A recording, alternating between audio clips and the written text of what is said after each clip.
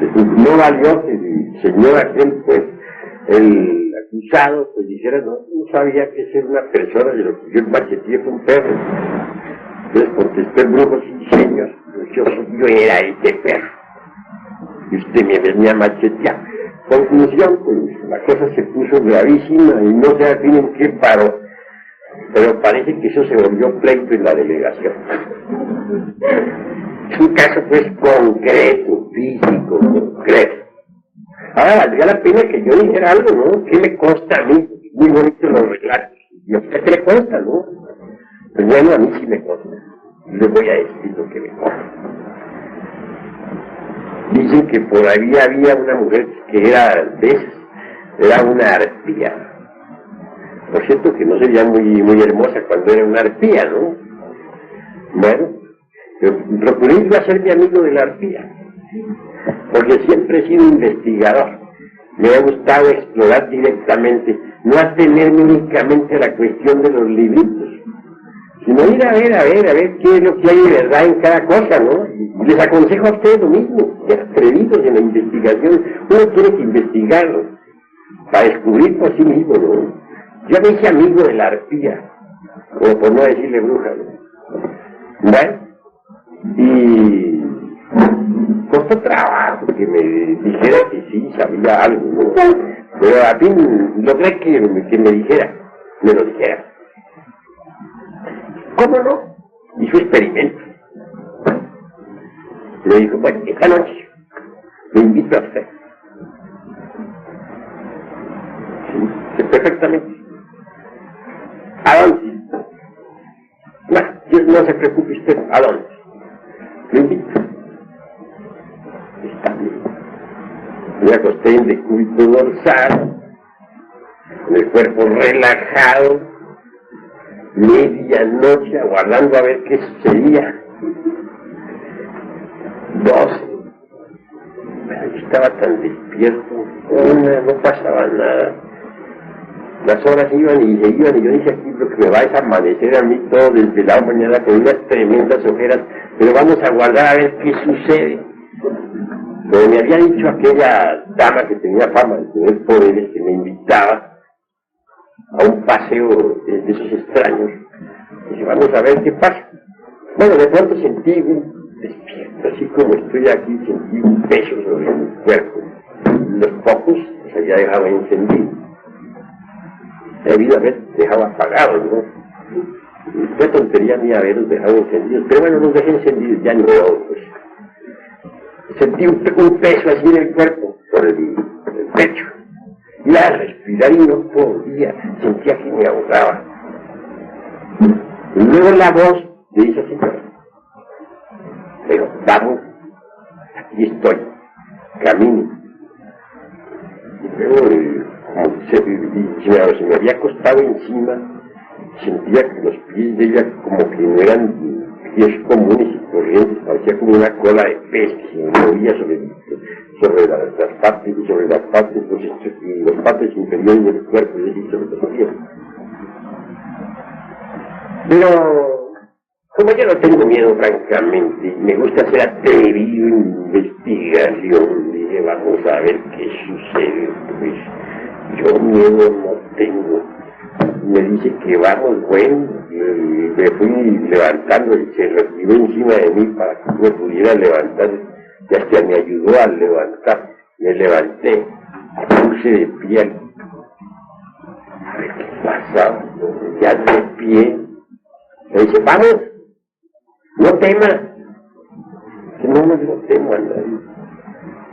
Yo sígame. Que cómo, no sé si la voy a seguir ya mismo. Y me fui detrásito de ella caminando. Salí, atravesé un patio que había a la medianoche. Lo que sí no me había era, pues, dado la ropa, la tenía puesta, pues, las moscas. Eso de ir a solicitar compañeros menores y en plena calle, con ese frío, válgame Dios. Por eso sí lo hice. Bueno, ya en la calle, al salir de la puerta de la calle hacia afuera, a esas horas, vi un grupo de damas así, señoras muy respetables. Tengo muchos gusto presentarles a mí. Muy a todas, mucho gusto. Las conté, era un grupo de 60 personas, por todas.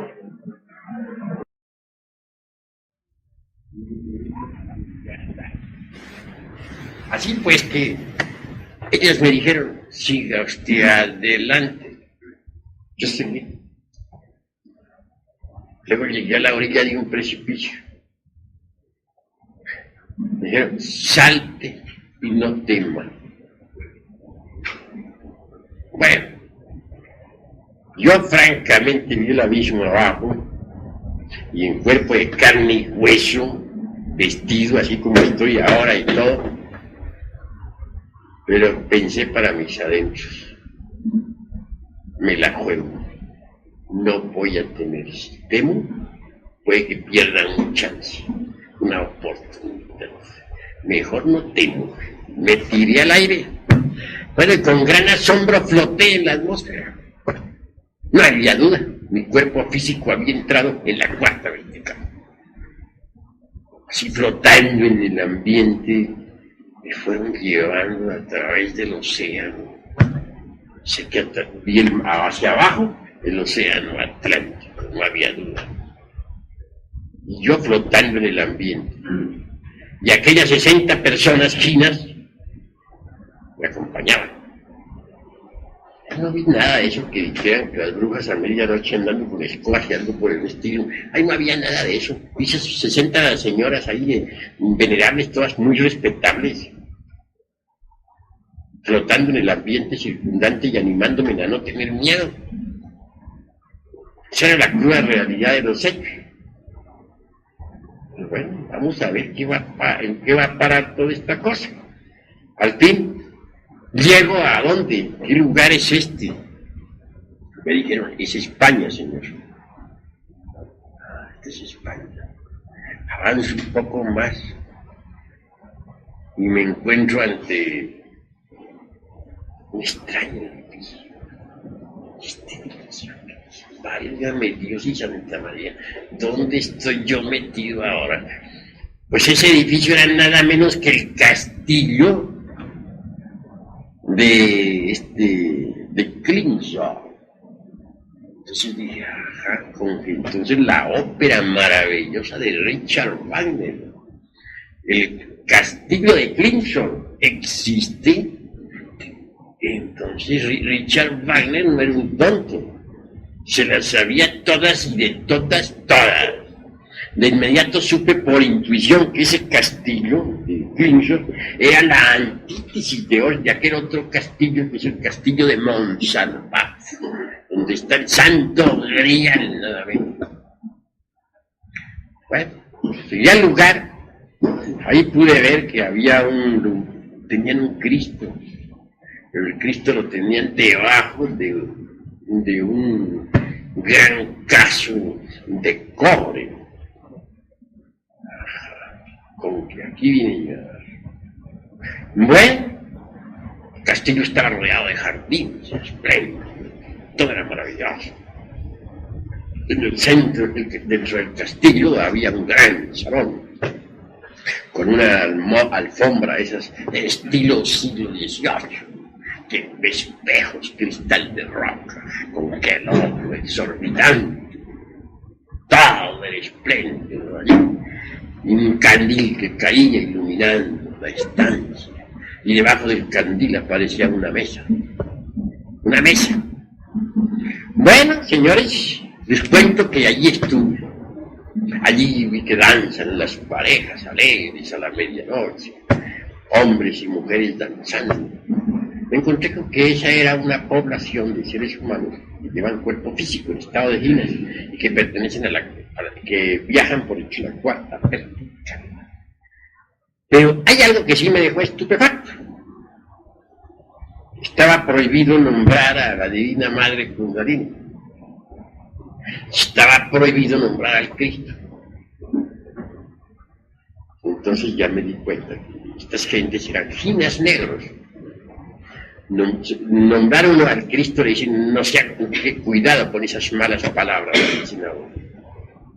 o nombraron a la Divina Madre, a la Virgen Madre, es suficiente para que se enfurezcan inmediatamente esas gentes y de amigas se tornan en terribles enemigas. Ah, bueno. Entonces dije, son ginas negros.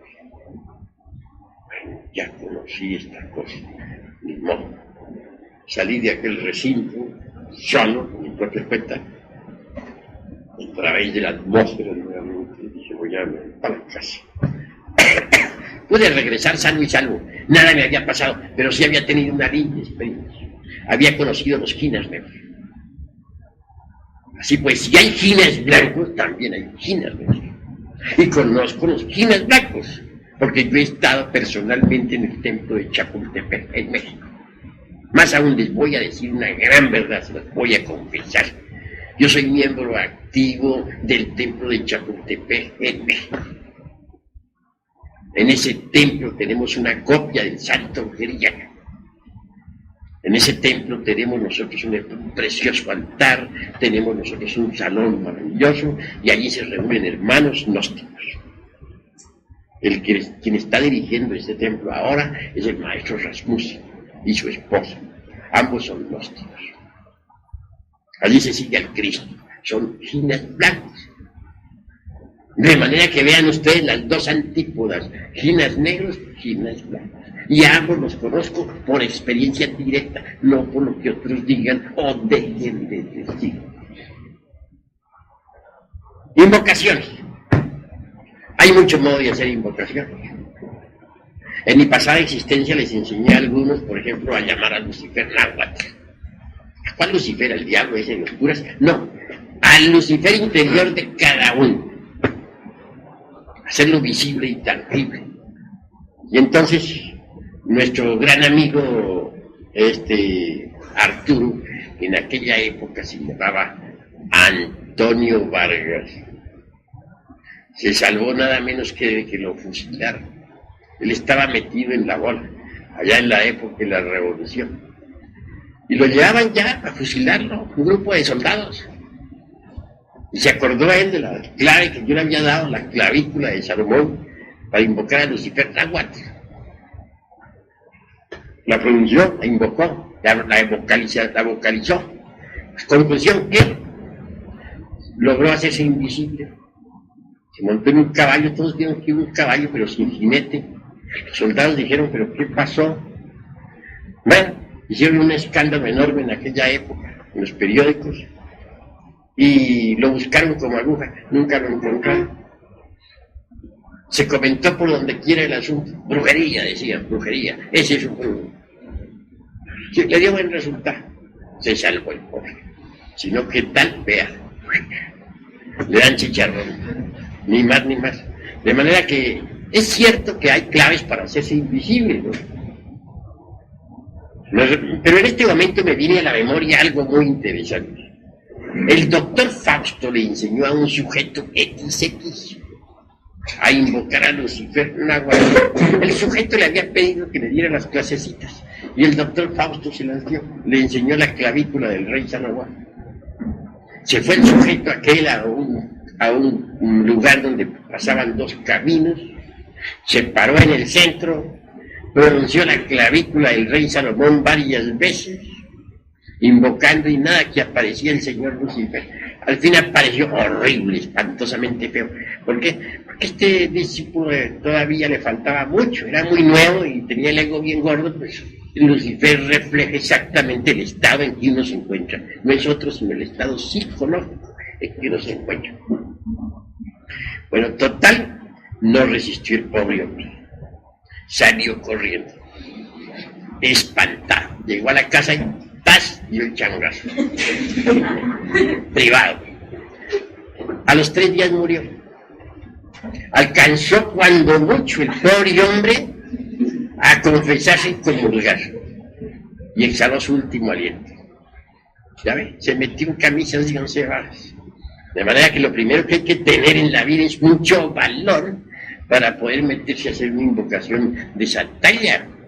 Bueno, se trataba era el llamar uno ya con conciencia, que es su propio Lucifer, puede que ya no tenga uno tanto miedo, ¿no?